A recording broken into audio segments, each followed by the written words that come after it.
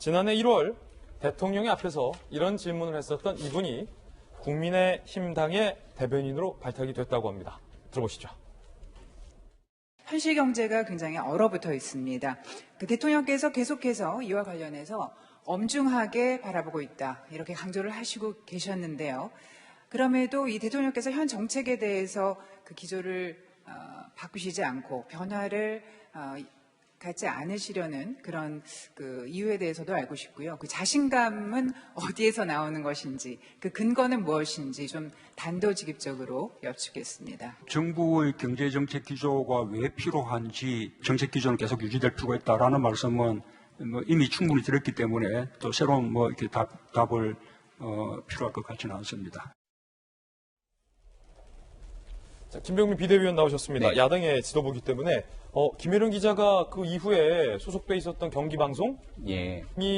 문을 닫았다는 소식도 네. 얼마 전에 들었는데 이번에 국민의힘의 대변인으로 발탁이 됐군요. 지난 총선에서 아마 선대위의 대변인을 맡았던 거로 알고 있습니다. 이번에 국민의힘이 당명도 바꾸고 정강 정책도 바꾸면서 많은 변화의 과정들을 가지고 있는데요.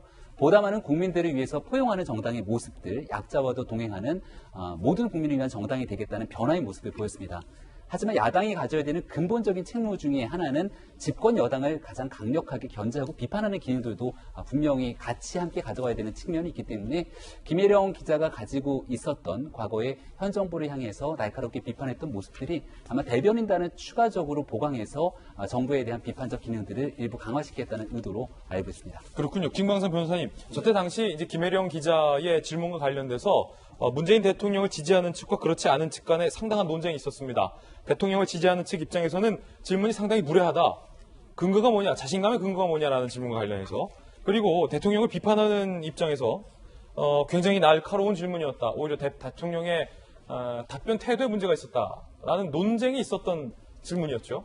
저는 질문 자체는 충분히 할 수 있는 질문이라고 봐요. 그런데 이제 그 내용 중에 좀 약간 우리가 어떻게 보면 대통령의 귀에 거슬리는 그런 단어가 딱 하나 있었다고 하면 자신감의 근거가 뭐냐. 예. 이건 약간 이제 대통령이 말하기는 약간 언어 자체는 좀 부적절했다고 봅니다. 그래서 저도 그 당시에 김혜령 기자 어떤 사람이야? 굉장히 당돌하네. 네. 왜냐하면 그 당시에 어떤 시대적 흐름이랄지 상황이 저렇게까지 질문하기에는 굉장히 어려운 상황이었거든요. 누구나 질문을 하고 싶었겠죠. 그러면 참는 그런 분위기였음에 불구하고 그래서 상당히 좀 용기가 있다 그렇게 평가를 했는데 이번에 결국은 보니까 대변인으로 국민의힘의 대변인으로 이번에 임명이 됐는데 거기다 제가 볼 때는 의도는 뭔지 모르겠어요. 그러니까 좀 더 강하게 현 정부나 여권에 대해서 비판을 하겠다는 취지인 것 같아요. 그런데 좀 약간 주의할 점이 있다.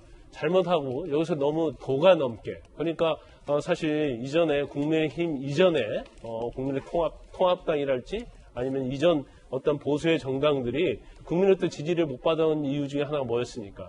너무 이렇게 과도한 공격 경우 때는 이제 막말까지 가는 그런 말들이 결과적으로 이제 부메랑이 돌아왔잖아요. 그래서 김혜령 전 기자가 어떤 대변인으로서의 역할을 충분히 하면 좋겠지만 이걸 단순히 여당 공격용이랄지 아니면 정부 공격용으로 어떤 그러한 쓰임을 하기 위해서 대변인을 임명했다고 한다면 그건 제가 볼 때는 좀 약간 제고할 필요가 있다.